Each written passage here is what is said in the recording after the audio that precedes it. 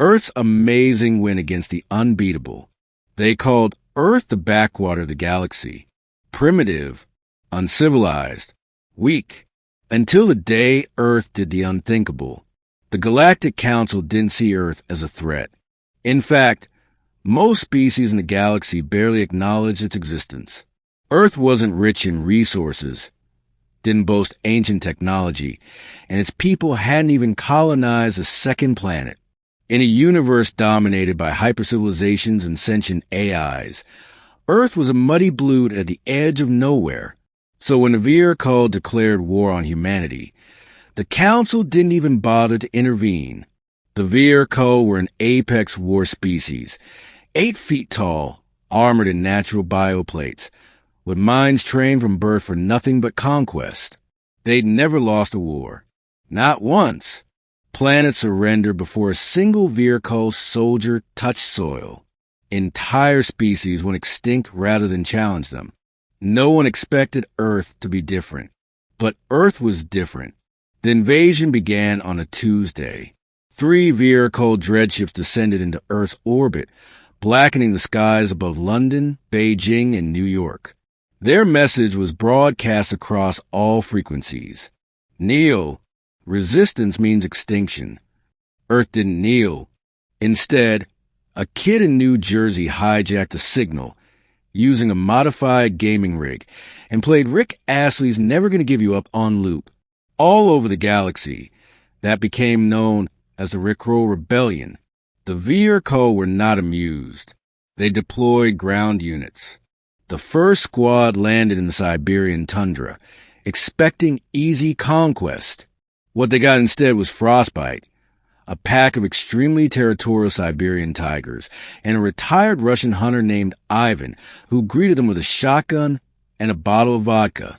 The Vaer-Kul underestimated Earth's environment, its unpredictability, and most of all, its people. General Merrill of the United Nations Defense Accord, UNDA, was a man who had survived 4 coups, 3 assassinations, and 1 chainsaw accident. He understood Earth didn't stand a chance in a traditional war. So they didn't fight a traditional war. We can't beat them with guns, he told the world leaders. But Earth doesn't play fair. Operation Gremlin Storm was born. The first victory came in Brazil, where the Vaer-Kul forces tried to establish a command post in the Amazon. But the jungle fought back. Not just the environment.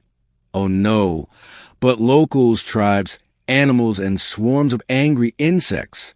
The enemy commanders were eaten alive, quite literally.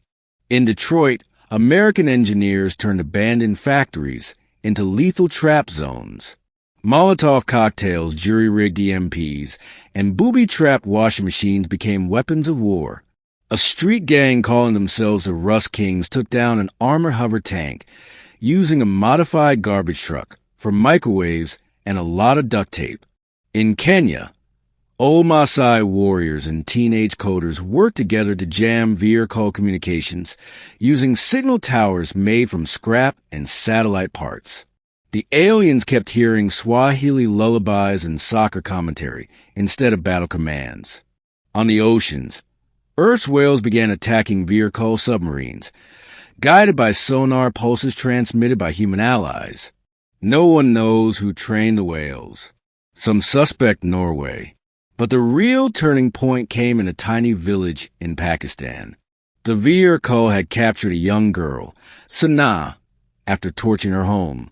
She was 11, just a child. They intended to broadcast her execution to intimidate the remaining resistance. But Sanaa looked the commander in the eye and said, "My uncle will come. You'll regret this." The commander laughed. "And who is your uncle?" "He's just a farmer," she replied, "but he doesn't like bullies." The next morning, the camp was in ruins. The Vaer-Kul found themselves overwhelmed by a coordinated ambush. Local villagers, armed only with farming tools, beat them into retreat. That story spread like wildfire. Suddenly, the myth of Vaer-Kul invincibility cracked.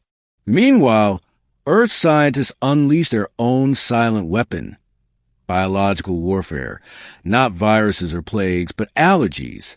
Vaer-Kul physiology wasn't adapted to Earth's ecosystem. Pollen made them sneeze like mad. Peanuts? Fatal. Cats? Absolutely lethal. A single scratch from a common tabby triggered cellular breakdown in their armor. And don't even mention mosquitoes. A coordinated campaign dubbed Operation, which weaponized nature itself. Forests were seeded with dander. Cities adopted stray animals. Entire parks were filled with pollen-rich plants. Earth's greatest military secret? A network of grandmothers who had an uncanny ability to recognize alien movements and counter them with food, love, and guilt. By month 4, the Vaer-Kul High Command began to panic. They lost 13 dreadships to unknown civilian tactics.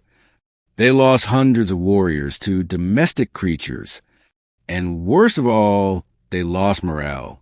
Back home, Vaer-Kul society started questioning everything. They had been promised a swift conquest, glory, honor. Instead, they got whipped by house cats, old women, and a 4-year-old Scottish boy who took down a war drone using only a slingshot and a jar of marmalade. The final straw came when a group of teenagers on TikTok broadcast a synchronized dance ambush that lured enemy troops into a flooded metro tunnel. The galaxy watched and laughed. At the Galactic Council, whispers grew. If Earth can humiliate the Vaer-Kul, what else are they capable of? Speculations ran wild. Maybe Earth hides advanced technology. Maybe their stupidity is a front. Maybe they're genetically engineered to resist domination. Some suggested Earthlings were crazy on purpose. Others began studying Earth's history and discovered a frightening pattern. Earth had survived plagues, nuclear standoffs, genocides, and climate disasters, and somehow always came back harder. No logic, just raw, ridiculous stubbornness. Month 6. The Vaer-Kul surrendered, not through official channels, but by quietly vanishing. They left Earth without a word, without a farewell message. They simply packed up their ships and disappeared. Most believed they were too ashamed to admit defeat. In response, Earth didn't celebrate with parades or monuments. Instead, they threw a global party. From the beaches of Bali to the rooftops of New York, humans danced, sang, and live-streamed for the galaxy to see. Aliens across star systems tuned in to witness something the universe had never seen before, the underdog winning. In the years that followed, Earth's reputation changed. What was once considered primitive rock became known as the planet of madness and miracles. Tourists came to visit the site where a kangaroo drop-kicked a Vaer-Kul commander. Scientists begged for interviews with the Scottish boy. A cat named Princess Bubbles was knighted by the Council for extraordinary service in planetary defense. Earth didn't become the center of the galaxy overnight, but it became a symbol, a lesson, a warning. Never underestimate a species that laughs in the face of death, memes its way through apocalypse, and considers duct tape a holy artifact. In a hidden Vaer-Kul war hall, deep in their homeworld, a forbidden topic lingers. One question that sends shivers down even their strongest spines. What if Earth comes for us next?